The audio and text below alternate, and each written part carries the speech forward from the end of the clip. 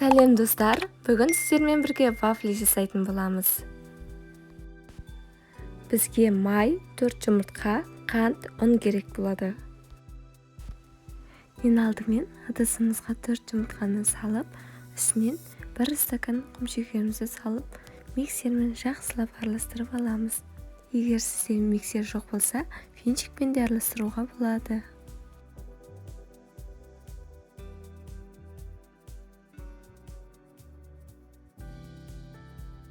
Ерітілген сары майымызды құямыз. Електен өткізілген ұнымызды салып, венчикпен жақсылап араластырып аламыз.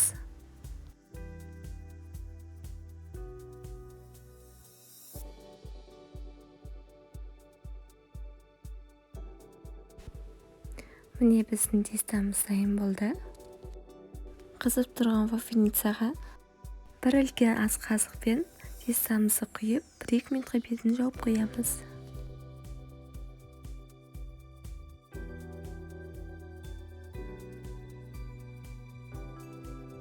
Міне вафлиміз пісіп шықты. Өз қалауларыңызша орасаңыздар болады. Осылай 3 бұрыштап орадым мен. Қалған вафлиларды осылай пісіріп аламыз.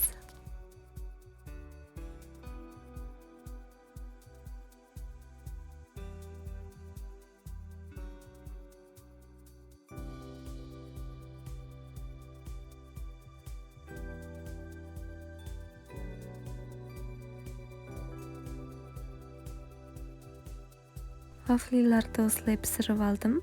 Өте дәмді, қытырлақ, әдемі болып шықты. Сіздер де жасап көріңіздер.